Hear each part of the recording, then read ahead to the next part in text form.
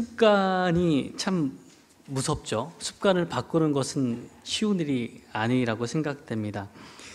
여기가 경주다 보니까 그 천관녀 설화, 김유신의 이야기 다 알고 계시리라 믿습니다. 굳이 설명해 드리자면 고려시대 문인 이인로의 파한집에 실려있는 이야기입니다. 파한집이 그 심심함을 깨뜨린다는 이름이다 보니까 뭐 정사를 다루고 있는 게 아니라 약간 역사 중에 설화나 약간 우스갯소리 같은 거를 모아놓은 책입니다. 그 가운데 천관녀의 이야기가 실려 있습니다. 김유신이 화랑이었던 시절에 친구들과 함께 다니다가 이제 기녀인 천관녀를 만나 사랑에 빠지게 됩니다. 항상 천관녀의 집에 찾아가다가 어느 날 그 어머니인 만명 부인이 그 모습을 보고 나는 내가 커서 장차 나라에 큰일을 하고 왕과 부모를 기쁘게 할 줄 알았는데 밤낮으로 그것을 위해 기도해 왔는데 넌 어찌 술과 여자를 쫓아다니느냐라고 이제 크게 꾸짖게 됩니다. 김유신이 그 어머니가 출가까지 하라고 하니까 화들짝 놀라서 자신의 행동을 좀 부끄러워하면서 다시는 그 천관에 대해서 찾아가지 않겠다라고 이야기를 하게 됩니다. 어느 날 술에 좀 많이 취해서 말을 타고 돌아가고 있는데 말이 자연스럽게 김유신의 집 쪽이 아니라 천관녀의 집 앞으로 인도하다 보니까 천관녀가 화들짝 놀라서 마중 나오고 김유신이 깨어서 보니까 이게 이 장소가 아닌 거죠. 그래서 말에게 어찌 주인의 마음을 헤아리지 못하느냐 하면서 말의 목을 뱉다는 이야기가 전해집니다. 예. 이 설화가 내려오는 것은 저기 월정교 근처라고 하는데 예, 그런 이야기가 내려오고 있습니다. 그러니까 무슨 이야기를 하고 싶냐면 말도 익숙해진 일이 있잖아요. 말도 안 시키니까 그냥 익숙한 대로 가는 거죠. 궁금한 점도 있어요. 만약에 김유신이 이번에는 말 핑계를 대고 목을 쳤잖아요. 근데 만약에 그 다음에 또 술을 많이 마신 거예요. 집에 가는 줄 알고 가다 보니까 그 집 앞이네. 그럼 어떻게 했을까요? 그 다음에는? 아마 뭔가 우리가 가진 습관들은 잘 바뀌지 않기 때문에 이런 일들이 계속 벌어지고 있는 게 아닐까 싶은 생각이 듭니다. 이스라엘 백성이 위기의 상황을 맞았는데요. 위기가 되면요, 좀 본능적으로 대응을 하는 경향이 생깁니다. 막 열심히 계산해서 한다기보다 본능적으로 습관적으로 하던 대로 대응을 하기 시작하는데 지금 이스라엘 사람들이 가나안 땅을 앞에 두고 두려운 마음이 생겼거든요. 10명의 정탐꾼이 가나안 땅에 대해서 그 무시무시한 사람들이 살고 있기 때문에 절대로 올라가서 이길 수 없다라고 이야기를 하는 거예요. 부정적인 이야기가 이렇게 많은데 물론 이제 단 한 명 갈렙만 긍정적인 보고를 합니다. 나중에 여호수아까지 이제 같이 있는 걸로 드러나긴 하지만 말을 하는 사람은 갈렙밖에 없어요. 긍정적인 보고 1명과 부정적인 보고 10명 있으면 어느 쪽을 선택하시겠어요? 당연히 부정적인 거 아닌가요? 네. 이스라엘 백성이 뭘 선택했는지 오늘 1절이 이야기합니다. 온 회중이 소리를 높여 부르짖으며 백성이 밤새도록 통곡했대요. 무엇을 선택했는지 안 써있지만 뭘 선택했는지 알 수 있죠. 부정적인 의견을 선택했기 때문에 밤새 통곡하는 겁니다. 그렇게까지 오랜 동안 기다리고 약속의 땅에 들어가고자 했는데 못 들어가게 생긴 거예요. 지금까지 고생한 것이 다 헛것이 되었습니다. 이제 어떻게 해야 될지 모르겠는 거예요. 사람이요, 본능적으로 부정적인 의견에 귀가 쏠리게 되어 있습니다. 우리가 좀 안정을 도모하나 봐요. 자연스럽게 긍정적인 이야기와 부정적인 이야기가 있으면 부정적인 것에도 훨씬 더 민감하게 반응하곤 합니다. 이스라엘 백성이 이렇게 이야기한 게 이상하지가 않은 거예요. 10명쯤 그렇게 이야기했으면 누구든 그렇게 생각할 수 있습니다. 이 절망에 빠진 사람들이 하지만 머릿속으로는 생각하는 거죠. 무엇을 생각하고 있냐면 비교하는 거예요. 2절 말씀에 보면 우리가 애굽 땅에서 죽었거나 이 광야에서 죽었으면 좋았을 것을 어차피 죽는다는 가정하에 어떤 죽음이 괜찮은가를 따지는 거예요. 첫 번째는 애굽에서 죽는 거예요. 저 멀리 있는 애굽에서 죽는 거. 두 번째는 광야에서 죽는 거예요. 세 번째는 이 가나안 정복 전쟁을 하다가 죽는 거예요. 이 세 가지를 비교해야 됩니다. 물론 그 세 번째 이야기가 지금 눈앞에 닥쳐 있는 이야기니까 훨씬 더 과장되게 평가될 수는 있겠지만 머리에 계속 따져보는 거죠. 어떤 죽음이 좀 괜찮은가? 어차피 죽는다면 뭐가 제일 괜찮을까를 생각하다 보니까 세 번째가 제일 안 좋은 것 같아요. 세 번째가. 문제가 뭐냐면 3절 보면 이렇게 이야기합니다. 어찌하여 여호와가 우리를 그 땅으로 인도하여 칼에 쓰러지게 하려 하는가? 우리 처자가 사로잡히리니 애굽으로 돌아가는 것이 낫지 아니하냐. 세 번째 선택이 비참한 이유가 있는데 칼 맞아 죽어야 돼요. 애굽에 있을 때는 자연사 할 수 있거든요. 이렇게 늙어서 죽을 수도 있고 살 만큼 살고 죽을 수 있는데 세 번째는 칼에 맞아 죽잖아요. 좀 그렇지 않아요? 어차피 죽는 건데 왜 꼭 이렇게 죽을 필요는 없다는 거죠. 두 번째는 그러니까 내가 죽는 것까지는 괜찮은데 아내와 자녀들이 사로잡히면 노예가 되는 거예요. 전쟁에는 주로 성인 남성들이 나가겠죠. 나머지는 전쟁이 앞에 서지 않는데 그 사람들이 사로잡히는 것도 감수해야 되는 거예요. 이게 손해보는 게 너무 많아요. 그렇죠? 3번은 최악이에요. 선택할 수 없는 보기가 됐어요. 그래서 머릿속에 더 나은 대안을 선택하기 시작합니다. 이스라엘 백성들이 어쨌건 마음은 굳어졌어요. 가나안에 들어가서 싸우다가 죽는 건 최악이에요. 이건 아닌 것 같아요. 그럼 나머지 대안을 찾아야죠. 나머지 대안.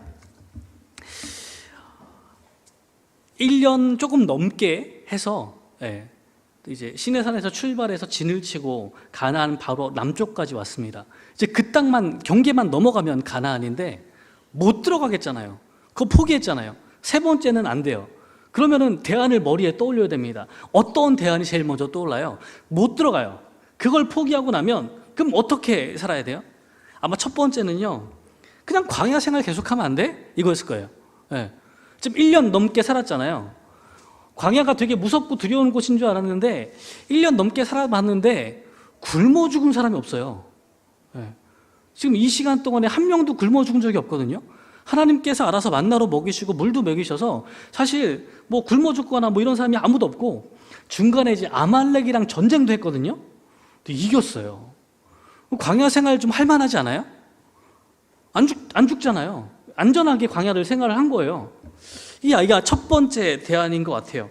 근데 물론 약간 좀 단점이 있기는 해요. 왜냐하면 광야가 그 많은 사람들이 오랜 동안 머물 만큼 뭔가 먹거리가 없어요. 그러다 보니까 가축들도 데리고 움직이고 있는데 풀 좀 뜯으면 딴 데 가야 돼요. 또 뜯어야 돼요. 계속 이동을 해야 되죠. 그러니까 뭐 계속 정착해서 아이를 막 낳고 이런 거가 쉽지가 않은 게 여기는 계속 이동을 해야 돼요. 그러다 보니까 백성이 번성하기에는 조건이 괜찮지가 않습니다. 또 어쨌건 뭐 크게 사람들을 잃지 않고 백성이 잘 1년이나 넘게 유지가 된 걸 보면 한 사이클이 돌았잖아요. 그러면은 그 다음에도 충분히 그렇게 살 수 있을 것 같은 자신감이 들기 시작하는 거죠. 두 번째 대안도 한번 생각해 보시죠. 이스라엘이 겁을 먹은 이유는요, 정탐꾼을 보냈더니 헤브론에 가서 이 거인 같은 사람을 만난 거예요. 성도 두껍고 높은 데다가 거인 같은 이름난 용사들이 있으니까 못 싸우겠는 거예요. 근데 생각해 보면 이스라엘 사람들 숫자가 꽤 많습니다. 정말 많아요. 그리고 가나안은요, 막 뭉쳐있는 곳이 아니라 군데군데 도시별로 이렇게 있거든요. 그래서 가나안 전체 말고 뭐 어떤 한 민족을 딱 정해서 여러 군데를 건드리면 동시에 싸워야 되니까 그 민족의 경계를 잘 파악한 다음에 좀 만만한 곳에 가서 성벽 뭐 제대로 없고 이런 데 가가지고 좀 싸워가지고 거기 정착하면 안 될까요? 무서운 애랑 싸울 필요는 없잖아요. 좀 만만한 애들이랑 싸워가지고 거기 딱 정착하면 정착도 할 수 있고 그렇게 질 것 같지도 않을 수 있잖아요. 괜찮지 않나요? 한 번은 이런 생각 안 해보셨나요? 하나님께서 가라고 한다가 좀 무섭잖아요. 거기 말고 옆에 좀 이렇게 그 집 털면 되잖아요. 이 집 말고 이 집은 힘드니까 옆집으로 가서 좀 이렇게 살만하게 하면 될 거라는 생각도 드는 거죠. 물론 여기도 단점이 있기는 해요. 어쨌건 만만하지만 전투는 치러야 돼요. 싸우긴 싸워야 돼요. 우리가 수도 많고 하긴 한데 싸우지 않고서 할 수는 없어. 빈 땅은 아니란 말이에요. 근데 이스라엘 자손들이 칼에 맞아 죽는 것을 포기하니까 이것도 사실 꺼림칙한 거예요. 어쨌건 싸워야 되잖아요. 이것도 포기합니다. 세 번째, 마지막 대안입니다. 애굽으로 돌아가는 거예요. 그러니까 우리가 보기엔 이게 정말 이해가 안 되거든요. 근데 자세히 생각해 보면 이스라엘 자손들한테는 괜찮은 것 같아요. 왜냐하면 이스라엘 자손들 고향이 어디예요? 애굽이에요. 네. 고향 돌아가는 거예요. 그러니까 우리가 이스라엘 백성의 원래 약속의 땅이 가나안이니까 자꾸 가나안을 기준으로 생각하시는데, 이 사람들은 애굽에서 태어났고요, 지금까지 계속 애굽에서 살았던 사람이에요. 지금 나온 지 1년여밖에 안 됐어요. 그러니까 가장 익숙한 곳은 애굽이에요. 거기서 먹는 것, 자는 것, 1년 동안 돌아가는 농사의 스케줄들 다 익숙합니다. 몸에 배어 있어요. 예. 나와서 있다 보니까 음식도 생각납니다. 여러분 해외여행 오래 가시면 뭐 생각나세요? 뭐 김치찌개, 된장찌개 생각나시잖아요. 이 사람들 어디 출신이라고요? 애굽 출신이에요. 거기서 먹었던 거 계속 생각납니다. 그게 몸에 배어 있는 거예요. 그러니까 돌아갈 때 애굽으로 돌아가는 것이 세 번째로 떠올랐는데, 모든 사람들이 너무 익숙한 거예요. 이거 괜찮은 거예요. 우리가 보기엔 말도 안 되는데 이 사람들은 크게 애굽으로 돌아가자니까 지금 싫다는 이야기가 안 나와요. 놀랍죠? 고향에 돌아가자는 이야기를 하고 있는 거예요. 그리고 나니까 애굽에 가면 단점이 있죠. 근데 우리가 말도 안 된다고 생각하는 이유가 있잖아요. 네. 원래 애굽에서 어떻게 하고 있다가 도망 나왔어요? 노예 생활하고 있었잖아요. 뭐 국고성 짓는데 벽돌 만드는 가장 험한 일을 하고 있었잖아요. 네. 나올 때 어떻게 하고 나왔어요? 바로랑 한판 하고 나왔잖아요. 그럼 들어가면 어떻게 돼요? 네. 더 안 좋은 거 시키지 않겠어요? 더 나쁜 거? 들어가면 진짜 그 전보다 더 험하게 일할 게 뻔한데 이게 왜 들어가고 싶을까요? 어쨌건 이스라엘 백성은요, 본능적으로 습관적으로 대응한다고 이야기했죠. 눈앞에 위험이 닥치면 습관적으로 그냥 그 위험을 피하는 거예요. 이게 우리 몸에 배어있는 행동들입니다. 전쟁이 하기 싫은 거예요. 전쟁보다 노예가 좋은 거예요. 자유보다 전쟁이 싫은 거예요. 이런 생각들을 가지고 피해서 애굽으로 돌아가려고 합니다. 사실 성경에는 이스라엘 백성에게 애굽에 돌아가지 말라고 경고하는 내용들이 엄청나게 많습니다. 예를 들면 신명기 17장 16절에 보면, 너희가 가나안 땅에 왕을 세우게 되면 그 백성을 애굽으로 돌아가게 하지 말 것이라고 이야기합니다. 절대로 돌아가면 안 된대요. 또 나중에 그 아수르랑 이집트랑 부딪힐 때, 히스기야 통치 시절인데요, 그 아수르에게 반대하기 위해서 이집트랑 동맹을 맺습니다. 그게 이사야 30장에 나오는데요, 거기에 보면 30장 2절과 3절에 애굽의 그늘에 피하려 애굽으로 내려갔을 때, 3절 말씀에 보면 애굽의 그늘에 피함이 너희의 수욕이 될 것이라. 애굽으로 가지 말라는 이야기예요. 31장 1절도 똑같습니다. 도움을 구하려 애굽으로 내려가는 자들은 화 있을진저. 사실 이건 애굽을 향한 말씀뿐 아니라 위쪽에 있던 아수르나 바벨론에 대해서 똑같은 경고를 해요. 호세아 7장 11절 말씀은 에브라임 북이스라엘을 통칭하는 이야기입니다. 어리석은 비둘기같이 지혜가 없어서 애굽을 향하여 부르짖으며 아수르로 가는도다. 예레미야 2장 18절 말씀도 비슷해요. 내가 시홀, 나일강을 뜻하는 말입니다. 나일의 물을 마시려고 애굽으로 가는 길에 있으면 어찌 됨이며, 내가 또 유브라데 그 강물을 마시려고 아수르로 가는 길에 있으면 어찌 됨이냐. 이스라엘 백성들에게 애굽이나 또 아수르를 의지하지 말라는 말씀을 계속해서 던지고 있습니다. 왜냐하면 그것이 하나님을 의지하지 않는 반역이라고 말씀하시기 때문입니다. 오늘 이스라엘의 행동 역시 반역이죠. 첫 번째는 하나님에 대한 반역입니다. 3절 말씀에 어찌하여 여호와가 우리를 그 땅으로 인도하여 칼에 쓰러지게 하려 하는가라고 원망합니다. 하나님께서 그런 계획을 가지고 계셨나요? 저는 처음 들은 것 같은데요.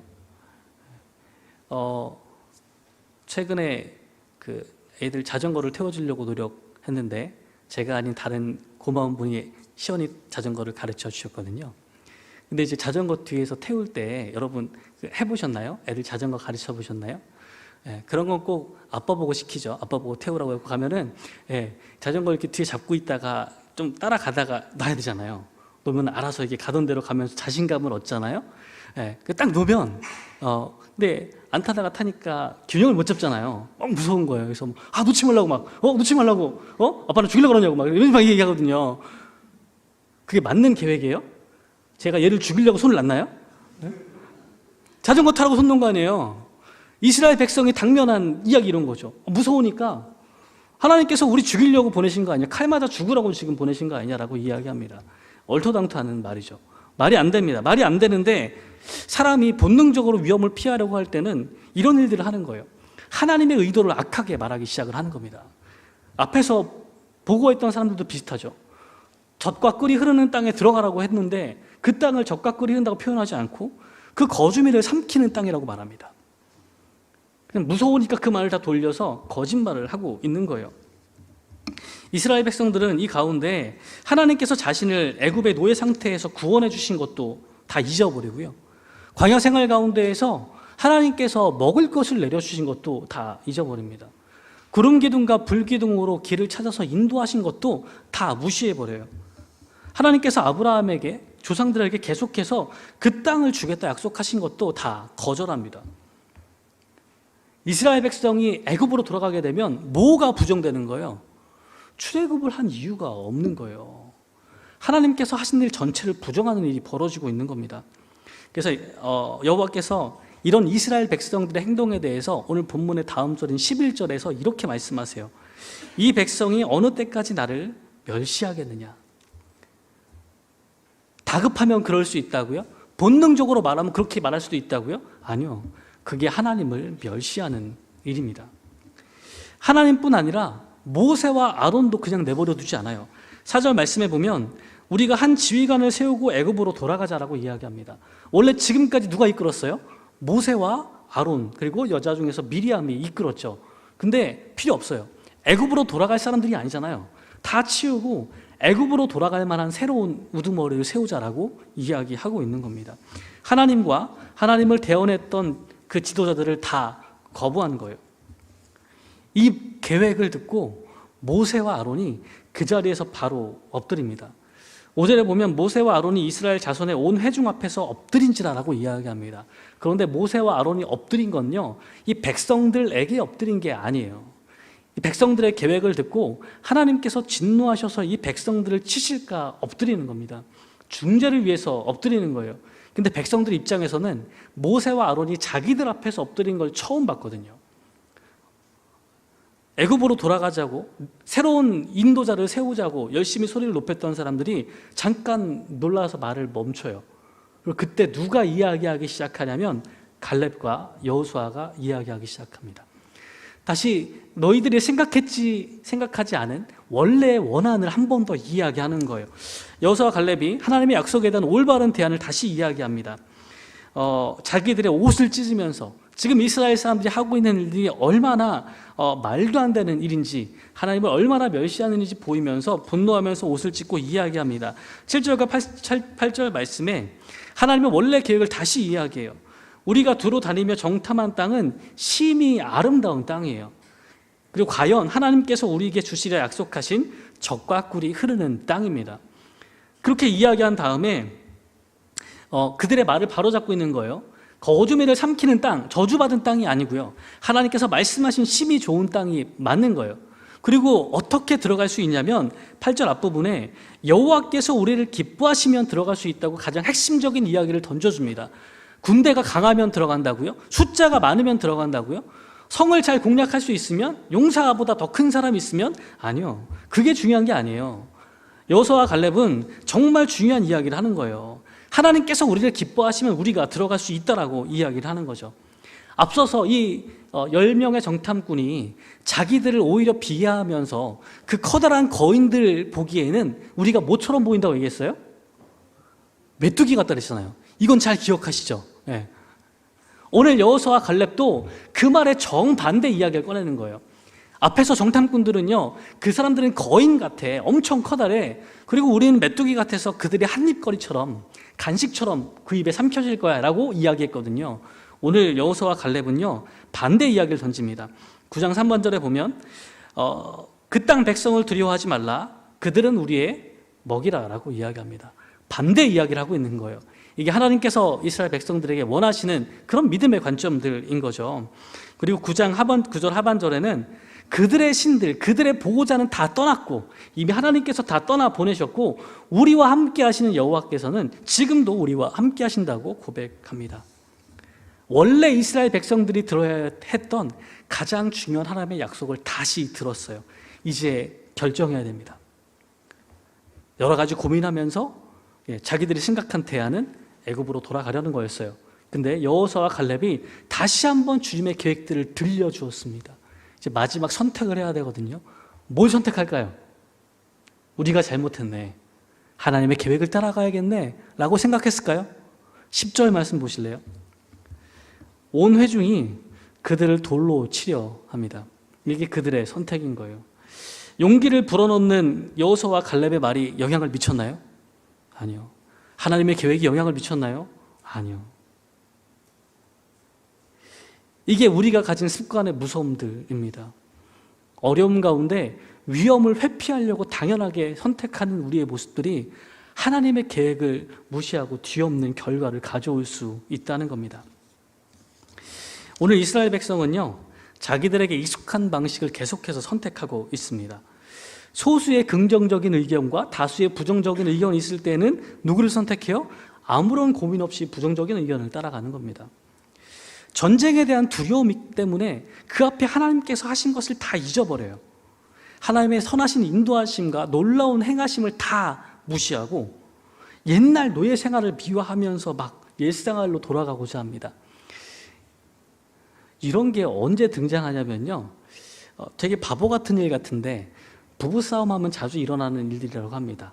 예전에 잘해준 거는 하나도 기억이 나잖아요. 지금 왜 나한테 이렇게 했는지가 너무 화가 나고 막 결혼을 잘못했네, 막 연애할 땐 안 그랬는데 이러면서 이제 한 게 다 싹 사라져요. 했던 약속들 하나도 기억나지 않습니다. 우리는 본능적으로 그런가 봐요. 이스라엘 백성들도 본능적으로 위험 앞에서 하나님께서 하신 게 아무것도 기억이 안 나는 겁니다. 지금 당장 위험한 게 너무 힘들고 어려운 거예요. 그러고 나면서 하나님께서 하신 일들을 다 거부하고 거짓말로 악평하기 시작해요. 그리고 옛날에 잘못됐던 생활들을 합리화하기 시작합니다. 하나님을 믿는 게요, 신앙생활을 하는 것이 처음에는 괜찮거든요. 근데 시간이 지나면서 내가 살아오던 옛날의 생활 습관들을 하나씩 바꿔야 된다는 것들을 깨닫기 시작합니다. 하나님을 믿기 시작한 순간 우리를 가만히 내버려 두시는 것이 아니라 잘못된 것들을 하나씩 개입하시면서 바꾸어 놓으시려고 하는 거예요. 근데 이것들을 경험하면 고민이 되기 시작하는 거예요. 그냥 조용히 믿었으면 좋겠는데 나를 바꾸려고 하시다 보니까 옛날에 하던 것들을 할 수가 없는 거예요. 그럼 고민이 됩니다. 이거 어떻게 하지?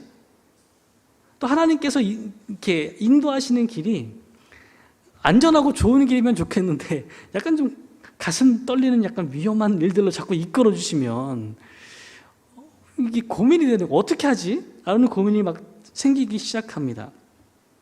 그러다 보면 옛날에 하나님 만나서 회개하기 전의 삶으로 자꾸 돌아가려는 경향이 있습니다. 여러분 처음 믿으실 때 옛 생활은 세례 받으면서 그 옛 생활은 다 죽고 그리스도 예수와 함께 살아가는 새 사람으로 살겠다고 고백하셨죠. 기억나시나요? 그 옛 사람으로 버리신 거 뭐예요? 뭐 버리고 오셨어요?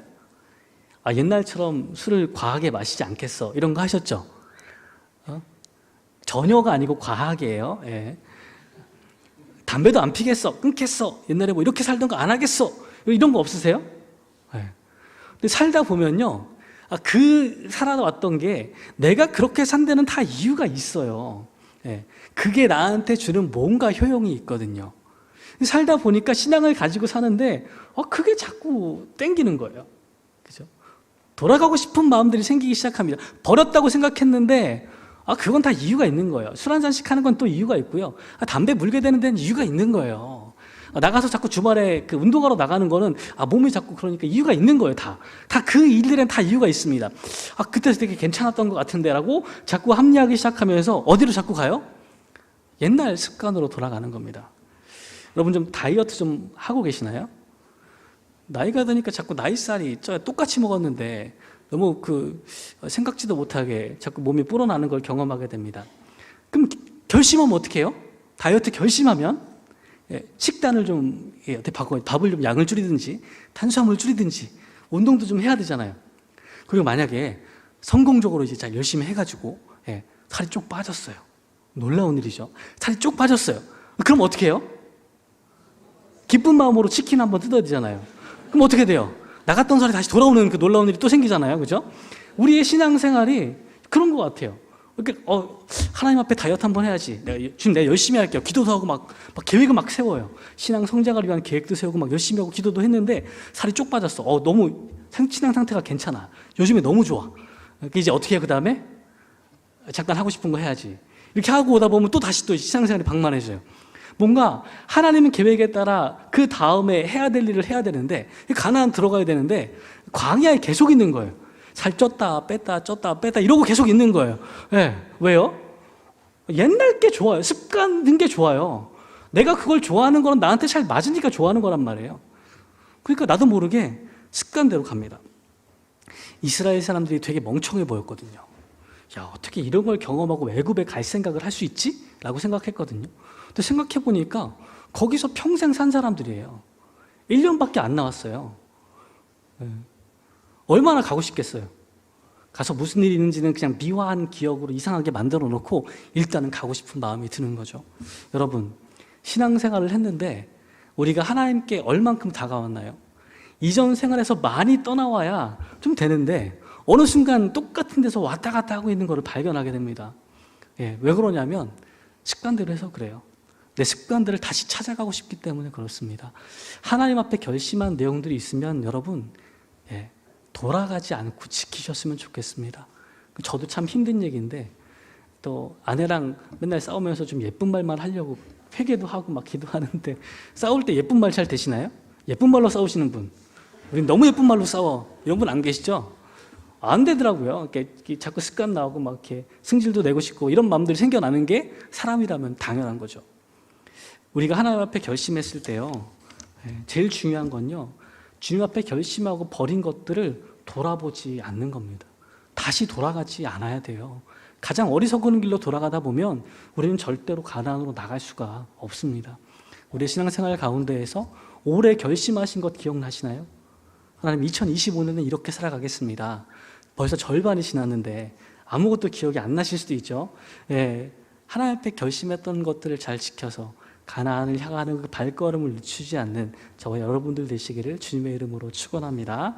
기도하겠습니다. 하나님, 이스라엘 백성이 참으로 어리석다 생각했는데 우리의 삶도 예전에 버렸다 생각했던 좋지 않은 습관들을 다시 반복하고 있는 것을 보게 됩니다. 아무런 결심하지도 않은 채 자연스럽게 본능에 끌려서 이미 그러한 선택들을 하고 있는 것을 발견하게 됩니다. 하나님, 우리가 영적으로 깨어있게 하여 주셔서 내가 지금 하고 있는 선택이 무엇인지 다시 볼 수 있도록 인도하여 주시고 하나님 앞에 결심하며 버렸던 것들로 돌아가지 않도록 우리가 하나님께서 기뻐하시는 길을 따라갈 수 있도록 인도하여 주시옵소서. 모든 말씀 예수님의 이름으로 기도합니다. 아멘.